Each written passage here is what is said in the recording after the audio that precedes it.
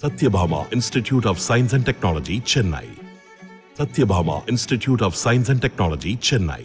நெல்லை NSK biryani கடையில் வாடிக்கையாளருக்கு 2 நாட்களுக்கு முன் வாங்கிய சிக்கன் வழங்கியது தொடர்பாக நியூஸ் தமிழ் தொலைக்காட்சியில் செய்தி வெளியானதன் எதிரொலியாக உணவு பாதுகாப்புத்துறை அதிகாரிகள் சோதனை செய்தனர்.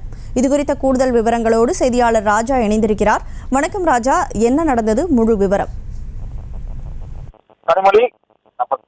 தொலைக்காட்சியில் செய்தி எதிரொலியாக திருநெல்வேலியில் உள்ள NSK பிரபல உணவகத்தில் உணவு பாதுகாப்புத்துறை அதிகாரிகள் சோதனையானது திடீரென நடத்தியுள்ளனர்.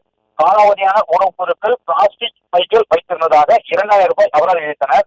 நெல்லை மாவட்டம் மூங்கடைப்பு பகுதியைச் சேர்ந்த சுவாமிநாதன் இவர் தனது குடும்பத்தினருடன் நெல்லை அரசு மருத்துவக் கல்லூரி மருத்துவமனை அருகே அமைந்திருக்கும் பிரபல அசைவ உணவகத்தில் கடையில் உணவு NSK பிரியாணி கடையில் உணவு சாப்பிட சென்று இருக்கிறார். குடும்பத்தினர் அனைவரும் பிரியாணி ஆர்டர் செய்த நிலையில் அனைத்து வகை அசைவ உணவு ஒன்று ஆர்டர் செய்திருக்கிறார். இதில் இருந்த தந்தூரி சிக்கன் கடுமையான துர்நாற்றம் மீட்டியுள்ளது. இது தொடர்பாக கடந்த சில தினங்களுக்கு முன்பாக செய்தி வெளியானது. தொடர்ந்து இன்று உணவு பாதுகாப்புத்துறை அதிகாரிகள் நேரில் சென்று ஆய்வு செய்தனர். உணவு பாதுகாப்புத்துறை ஆய்வாளர் சங்கலிங்கம் ஆய்வின் போது கெட்டுப்போன ரைஸ் உள்ளிட்ட உணவுப் பொருட்கள் பறிமுதல் செய்யப்பட்டு அளிக்கப்பட்டன.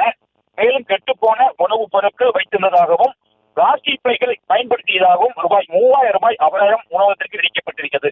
கனிமொழி, விவரங்களுக்கு நன்றி ராஜா. Satyabhama Institute of Science and Technology, Chennai. Satyabhama Institute of Science and Technology, Chennai.